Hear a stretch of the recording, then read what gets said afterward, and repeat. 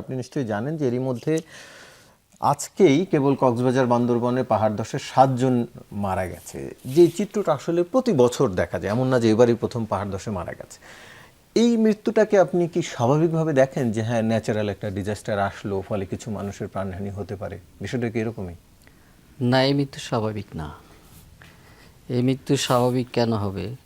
কারণ হচ্ছে যেই পাহাড়গুলো ঝুঁকিপূর্ণ, যেমন কক্সবাজার, চিটাগাং এবং পার্বত্য যে অঞ্চলে ঝুঁকিপূর্ণ পাহাড়ের পাদদেশে প্রচুর লোক বাস করে এবং এগুলো যে কোনো সময় এই পাহাড়গুলা মানে ভূমিধস হতে পারে, এখানে ল্যান্ডস্লাইড হতে পারে, এটা আমরা জানি, সবাই জানি। এরপরও এই প্রান্তিক লোকজন অল্প পয়সা থাকতে পারে, এই জন্য এখানে থাকে। ওরাও জানে এটা যে কোনো সময় ভেঙে পড়তে পারে, কিন্তু তাদের কোনো উপায় নাই। এখন যখন প্রচুর বৃষ্টিপাত হয়, অল্প সময়ে খুব ভারী বৃষ্টিপাত হয়, তখনই এই পাহাড় ধসগুলো বেড়ে যায়।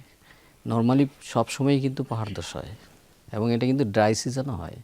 কিন্তু এই যে ওরা যেখানে থাকে এই জায়গাটায়, যেমন বৃষ্টির সময় একবার পাহাড় ধস হয়ে গেলে ওটা একটু স্টেবল হয়ে যায়, পরে আর হয়তো ড্রাই সিজন হয় না। আবার বৃষ্টি হলে আবার এই মাটিগুলা নরম হয়ে যায়, দুর্বল হয়ে যায়, তখনই আবার পরে।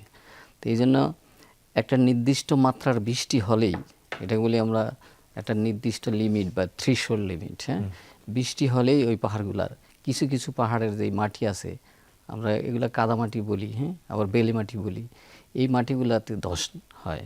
এবং প্রত্যেক যে এই যে পাহাড়ের যে গঠন এবং এই পাহাড়ের যে মাটিগুলার যে ধরন, সবগুলা কিন্তু এক না, বিভিন্ন টাইপের। আমরা সবাই এক হিসাবে ট্রিট করি, আসলে মাটিগুলা বিভিন্ন টাইপের, এক এক মাটিতে এক এক ধরনের রেসপন্স হয়। তো এতে করে বৃষ্টি যখনই হয়, অল্প সময়ের জন্য অনেক বেশি বৃষ্টিপাত হলেই এই ধসগুলা শুরু হয় এবং এটা আমরা জানি এটা হবে। এখন এত লোক আপনি লক্ষ লক্ষ লোক থাকে, এত লোক তো সরিয়ে নেওয়া সম্ভব হচ্ছে না। এবং আমরা এখন কিন্তু ওয়ার্নিংও দেই, লোকাল প্রশাসন কিন্তু ওয়ার্নিং দেয়, কিন্তু ওয়ার্নিং দিলে যাবে কি? তাদের জন্য ওই ব্যবস্থাটা নাই। তো এখন তারা যেতে চায় না, তাদের ঘরবাড়ি রেখে এখানে যেতে, কোস্টাল এরিয়াতে যায়, এটা অভ্যস্ত হয়েছে, কিন্তু পাহাড়ে কিন্তু এটা যায় না। আর এই পাহাড়ের পাদদেশে থাকে সব নিম্ন আয়ের এবং একেবারে প্রান্তিক লোকজনগুলো থাকে, তারা জানে আমরা মরে গেছে। তো এইটা আমাদের আসলে একটা সমন্বিত পরিকল্পনা দরকার পাহাড়ের জন্য। এই পাহাড়ের পাদদেশের যেগুলো অনেক ঝুঁকিপূর্ণ পাহাড়, ওগুলো আমি পাহাড় প্রোটেকশন করাও কিন্তু অনেক ব্যয়বহুল। এই জন্য এদের সরিয়ে নেওয়াই, এখান থেকে অন্য জায়গায় সরিয়ে নেওয়াই এটাই সবচেয়ে নিরাপদ। মানে সেটি আসলে কে করবে? আপনি বলছেন সমন্বিত উদ্যোগের কথা, সমন্বিত উদ্যোগ তো সরকারই করতে হবে। আর কবে নিবে মানে সেটা? সরকার এই যে এখন দেখা যায় এই যে পাহাড় ধস হলে আমরা বিশেষজ্ঞ যারা আছি কিছু জানি এবং মিডিয়া, সরকার সবাই একটু আমরা নড়ে চড়ে বসি, কিন্তু দেখেন 10-15 দিন চলে যাবে, সবাই বলে আমাদের অন্য একটা নতুন একটা ইয়ে এসে পড়বে, হ্যাঁ, টপিক এসে পড়বে, ওইটা নিয়ে আমরা আবার ব্যস্ত থাকবো, এটা ভুলে যাব। তো এরকম এটা তো প্রতি বর্ষায় আসে এবং 2-1 বর্ষায় হয়ও না, যেহেতু বৃষ্টিপাত এরকম হয় না। যেমন এবার লম্বা প্রায় 3-4 দিন যাবৎ বৃষ্টিপাত হচ্ছে এবং নিম্নচাপের একটা প্রভাব আছে, অল্প সময়ে প্রচুর বৃষ্টিপাত হয়েছে। এইবার পাহাড় ধস হবে এটা কিন্তু আমরা জানতাম, এটা লোকাল প্রশাসনও জানে এবং ওয়ার্নিংও দিয়েছে। এরপরও যদি ওয়ার্নিং না দিত হয়তো আরও লোক মারা যেত, অনেক লোক মারা যেত। কারণ 2017, 2007 তো 100-র উপর লোক মারা গেছে। হ্যাঁ, তো এখন তো মানে কোনো মৃত্যু আমাদের জন্য কাম্য না, কারণ একটা মৃত্যু আমাদের জন্য মানে খুবই বেদনাদায়ক। তো ওয়ার্নিং দেওয়াতে কি কমেছে, কিন্তু ওয়ার্নিং দেয়, কিন্তু আসল কথা হলো আমাদের একেবারে ঝুঁকিপূর্ণ পাহাড় আইডেন্টিফাই করে ওইখান থেকে সরিয়ে নিতে হবে, এটাই হলো আমাদের সমাধান। ওয়ার্নিংয়ে হয়তো প্রাণ বেঁচেছে, কিন্তু তিনি যেখানে একটি ছোট্ট ঘর করেছিলেন, ঘর হয়তো ভেসে গেছে, তার সহায় সম্পত্তি যা ছিল সেটিও হয়তো সব জায়গায় তার যায় নাই, অল্প কিছু লোকের গেছে, সব জায়গায় তার ধস হয় নাই। ওয়ার্নিং হয়তো 2 লক্ষ লোক আসছে, হয়তো 100টা বা 200টা সাইটে ল্যান্ডস্লাইড হয়েছে, ওদের ঘরবাড়িগুলো হয়েছে, ওইটাকে ওদের এটা তো কম্পেনসেশন সরকার দিতেই হবে এবং দেয়, কিছু তো দেয়, কিন্তু তার যেইটুকু লস হয়েছে ওইটুকু তো সে পাবে না। তার পুনর্বাসনটা ওইখানে কেন হয়? মানে লোকগুলো, আপনাদের অভিজ্ঞতায় কি বলে, লোকগুলো ওইখানে নিজেরাই যায় তাদেরকে কেউ গিয়ে শেল্টার দিয়ে সেখানে জায়গাটি দেন? শেল্টারের বিনিময়ে কি তাদের কিছু দিতে হয়? আপনাদের অভিজ্ঞতা কি? লোকগুলা নিজেরাই যায়।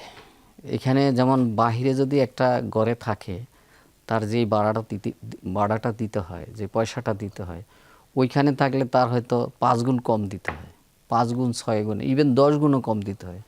হ্যাঁ, তো ওর তো আয় তো খুব কম, ও যেখানে কম পয়সা পায় ওইখানেই যাবে। ও তো দেখতেছে আমি এখন পড়তেছে না, কিন্তু কখন যে পড়ে যাবে। আমি যখন এই যে গত 25-30 বছর যাবৎ কাজ করি, তো যখন এই সকল এলাকায় যাই, আমি ওইখানে ওই সময় ল্যান্ডস্লাইডে তখনও দাঁড়াতে আমার ভয় লাগে, মনে হয় যে এই পড়ে গেল। আমি তো জানি ঘটনাটা। হ্যাঁ, তো ওরা বলে যে কই পড়ে গ্রন্থ, মাঝে মধ্যে পড়ে, কি করব, এখানে আমরা অল্প পয়সা পাই। এবং এটা একটা চক্র আছে ওইখানে, এদের যে নেয়, এটা একটা চক্র আছে। আমি সেটাই আসলে জানতে চাচ্ছিলাম যে সেই চক্রটির দ্বারা এই মানুষগুলো প্ররোচিত হয় কিনা, ঠকে কিনা, সেই অভিজ্ঞতা। ঠকা না, ওরা অল্প পয়সা পায় যায়। চক্র তো থাকবেই। এখানে ভূমি আছে, দখল করে আছে সরকারের। পাহাড় ম্যাক্সিমাম পাহাড়ি এলাকা হইলে সরকারি।